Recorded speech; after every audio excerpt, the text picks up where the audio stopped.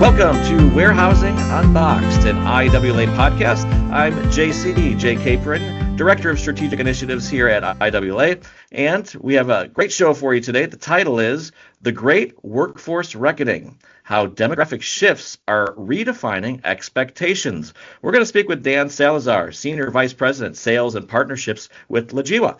That's coming up next, after this. Customer expectations are accelerating. They want faster onboarding, real-time visibility, and omnichannel capabilities that legacy warehouse management systems simply can't deliver.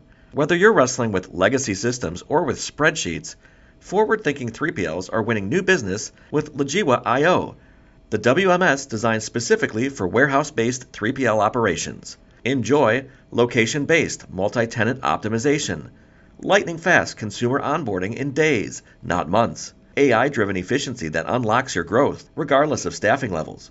This isn't about upgrading your technology, it's about staying competitive when customers have more choices than ever. Stop adapting your WMS, get one that understands 3PLs. Logiwa I/O, built for 3PL operations. Visit logiwa.com for your no-obligation demo.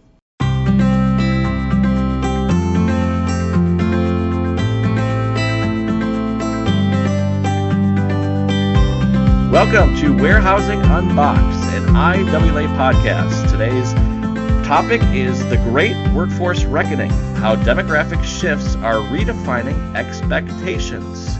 What does that mean? Well, with Gen Z representing 35 to 40% of fulfillment workers and demanding modern technology experiences, industrial properties must evolve beyond traditional four walls thinking to accommodate new workforce expectations or risk being obsolete in an increasingly competitive market. Today, we're going to chat with Dan Salazar. Dan is Senior Vice President, Sales and Partnerships at Logiwa. Dan, how are you doing today? I'm doing great, JC. Thanks for having me. Thanks for joining us. Let's learn a little bit about Logiwa and yourself. So let's start with you. Tell us a little bit about your career path and how you ended up at Logiwa. Sure, great. So have been primarily in B2B SaaS, in sales and partnership leadership roles for the better part of the last 20 years. I got into the WMS and logistics space about 7.5 years ago. Most recently here with Logiwa, I joined at the beginning of 2025. Really excited about some of the things that we're doing here, particularly as we sort of embark on this new wave of AI-driven systems and some of the efficiencies that can be gained with having AI-powered systems. So really excited to talk to you today. Great. And we made it about a minute into the show and mentioned AI, which is not surprising because it's obviously a hot button topic.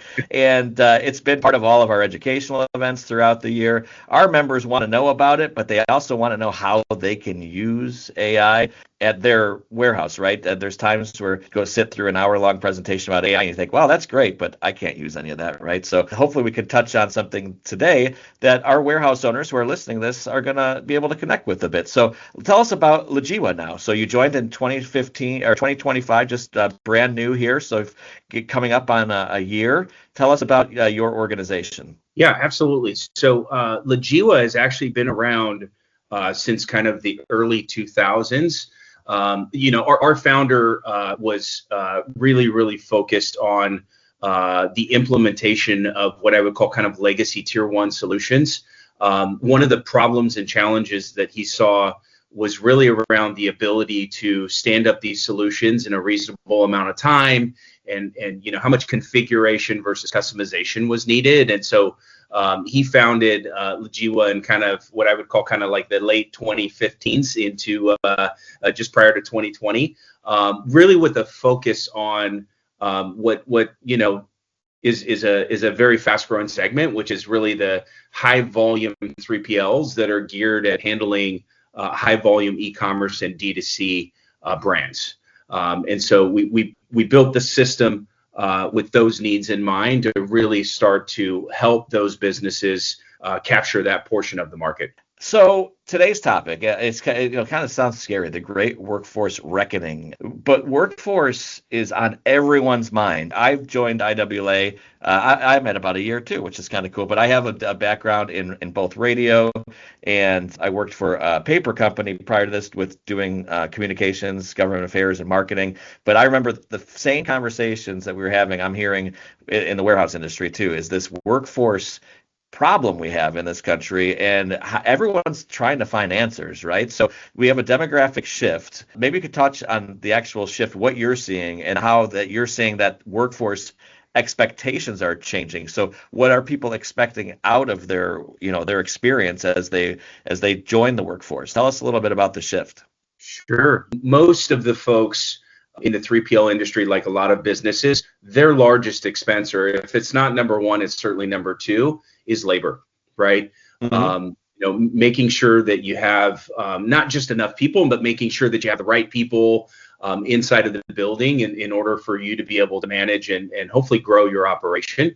Kind of heading into this call, I actually wanted to make sure I did a little bit of homework myself, and I wanted to look at sort of the exact dates, like what is Gen Z? And it's pretty funny. Gen Z is sort of defined, if you were to look it up, it's 1997 to 2012. So folks that were born during those years. Funny enough, I have two kids that were born during those years. So one in 97 and one in 2010. And so when I think about their life and how they've grown up, Gen Z, these folks are really digital natives, right? They have been, many of them have gone to school, and instead of working on a piece of paper or a pencil and these types of things, they were handed iPads. That's not to mention the fact that these folks have also had some sort of a smartphone in their hands, some at earlier ages than others. And so their experience in life, even outside of their work experience, has really been on a device. And that sort of experience, I think, is quite a bit different than maybe some of us older folks, myself included. But if you think about that, they have expectations for their everyday life that involves technology.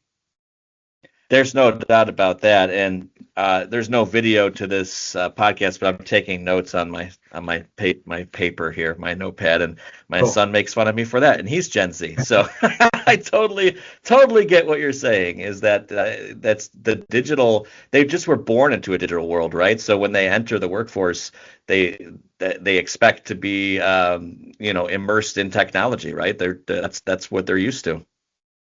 Yeah, very much so. So what about this shift that we're seeing, the demographic shift in the workforce and the expectations that are changing? Yeah, I mean, there's, one of the really interesting stats is that Gen Z workers are, expecting technology. It's actually a part of what gets asked in a lot of interviews that we've seen, not just in my business, but the business of 3PLs, is what sort of systems that you're using. Their ultimate measurement, if you think about folks that are working in the warehouse, is how accurate are they with their work? How fast can they be? How many efficiencies can they create for the 3PL to be able to, satisfy customer requests and improve margins and all of these things? And so the tools of the job are really important. One of the things that I saw kind of coming into this is that Gen Z workers are actually 2.5 times more likely to leave a job with outdated technology. So when you think about that, that's really powerful, right? The one thing is, let's get folks in the door and have them be confident that they're going to be able to go out and do their job at a really high level every day. But the other part of it is let's make sure that we keep people, right? Let's make sure that they don't run to the next warehouse down the street because they've got a better tool set up, which is going to help drive better performance for that person in their job. So really interesting stats for 3PLs to think about as they're onboarding and trying to attract and retain their talent. Yeah, there's no doubt about that, and those two things go hand in hand, right? So the challenge of getting people into your warehouse and hiring them, we know how challenging that can be, and just the workforce in general, finding top talent is a challenge all across for a number of reasons. But then you finally make the hire, right? But if you don't have the technology that they're either looking for, or if you're so far back that they just feel like there's no room for growth, they're moving on. So that's an issue. Yeah, absolutely. And with with Gen Z now making up approximately 35 to 40% of fulfillment centers workers, it's significant, right? It's we're not talking about a 5 to 10% of workforces. We're talking about what is soon going to be the majority of workers inside of warehouse facilities being these folks, right? Gen Z. So, as the warehouse owners that are listening to this podcast, how would they know if their technology isn't hitting home with their hires? Yeah, great question. It's funny. We were actually talking to a customer just last week, and one of the things that's comes up sometimes is that they don't actually totally know if someone's unhappy. What they've seen is that people just don't show up, and so you can imagine expecting to have 40 or 50 people in your warehouse for a shift and ending up with 27 or 30 or 32 coming up short is going to have a really large impact on that 3PL's ability to deliver on that particular day or week. Interesting. We're joined right now by Dan Salazar, Senior Vice President, Sales and Partnerships at Logiwa. I'm Jay Capron, JC, here at IWLA, and this is Warehousing Unboxed, an IWLA podcast. Today's topic, the Great Workforce Reckoning, how demographic shifts are redefining expectations. And we know that our warehouse members, IWLA members, are experiencing this. They're seeing it on a daily basis with the people they're bringing into the warehouse. And, we're hoping that this is connecting with them, that if they feel that there's people leaving and not knowing why, maybe technology is part of this equation. So can you tell us how you guys have been able to adapt to the changing landscape? Is there anything specifically you guys have done? Sure. Great question. We actually have designed our application, Logiwa IO, really taking a look at and adapting some of the UI and UX components that you would find in sort of modern social media. So again, if you think about the types of applications that Gen Zers are most familiar with, you should think about probably not Facebook, right? Like that's for you and me. I would say more like Instagram. And TikTok and stuff like that. And so making sure that unlike a lot of legacy WMS solutions, our UI is really intuitive, easy to use. We actually use more configuration versus customization. So making things easy for the user to make decisions and have these things at their fingertips versus having to go and ask somebody or having to go through some complex order or sequence to really get them engaged in their ability to perform at a high level at their jobs. At the end of the day, people want to do a good job, and if they have tools that are going to kind of enable and equip them to do that, they're more likely to have a higher satisfaction in their jobs and perform better and hopefully stick around. So are you work with, I'm guessing, warehouses of all different sizes. Are you seeing some of the smaller warehouses even that really don't have a huge workforce, even those folks, because our biggest members have been implementing technology and AI and everything for years and years. But are you starting to see either a shift, or are you seeing even your smaller customers that aren't even as large, they don't have as many employees implementing some of this?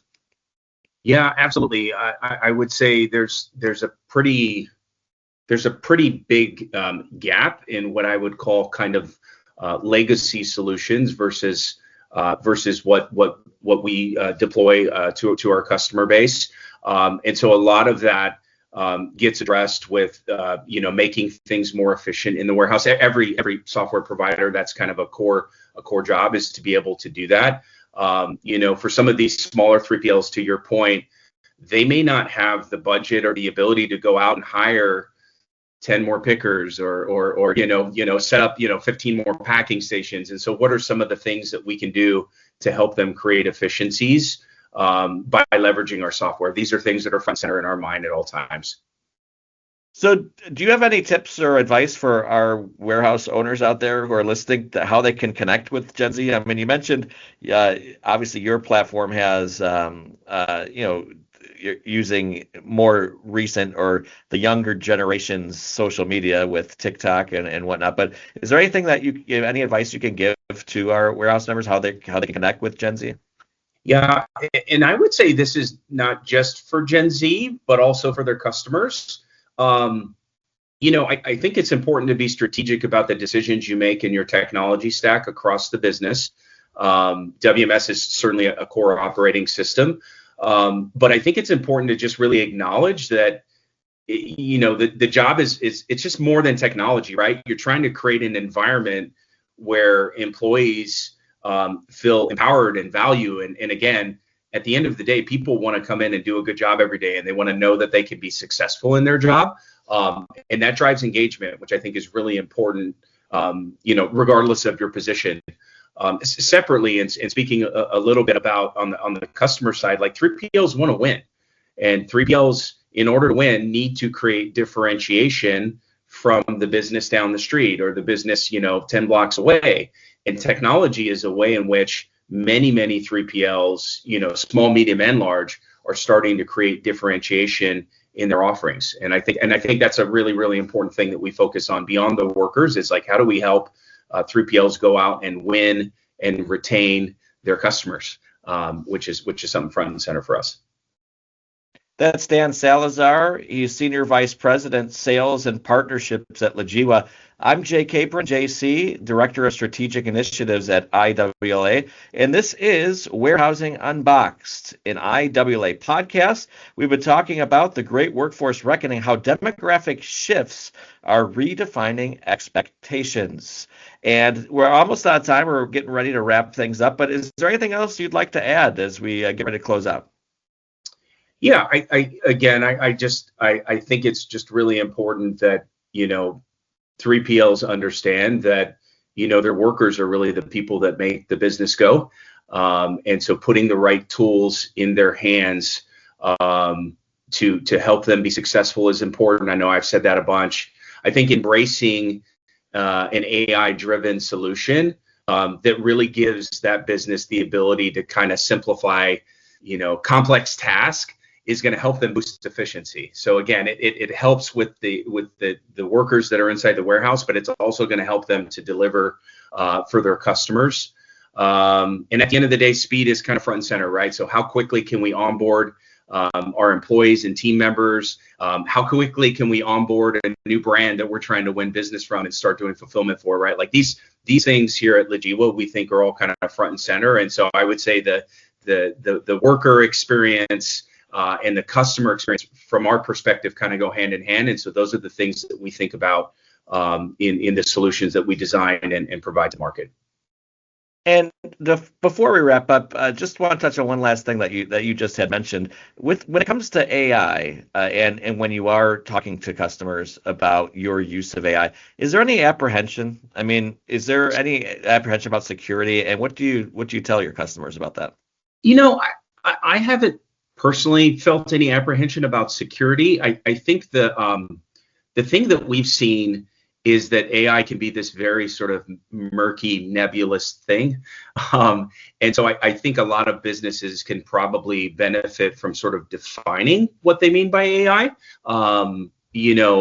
For us, it's a very practical use in the warehouse, right? Like we're trying to, sort of optimize how they batch orders. We're trying to provide action intelligence to help workers reduce the number of steps that are happening in the warehouse, to help them save time and save money and perform, what I call a practical use of AI, right? That's the best way I can describe it. There's no black box. It's all at the fingertips of our users. And so, yeah, not so much security, more just what's this really going to do for me? How long does it take me to realize value? And for our customers, we've seen pretty significant differences immediately after them turning on the AI functionality. So we're really excited to get it into people's hands, because we think again, it's just a very practical use of it. No black box stuff. There's not 12 months before you realize value. Like nobody has that amount of time to figure out what AI means to them. Yeah, and without mentioning any names or anything, can you give us just an example of a recent win or somewhere where you used it to help a problem, and whether it was reducing, footsteps or whatever the case may be?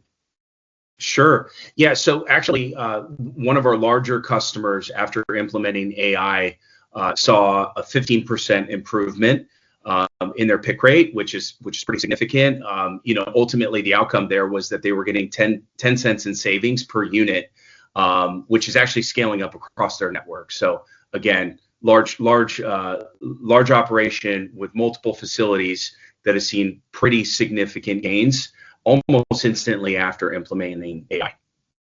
Great. Well, that's Dan Salazar, Senior Vice President, Sales and Partnerships. We've been talking about how we have a great workforce reckoning that we're dealing with, and demographic shifts are redefining expectations, with Gen Z representing 35 to 40% of fulfillment workers, and they are demanding modern technology experiences. And so we've been chatting with Dan.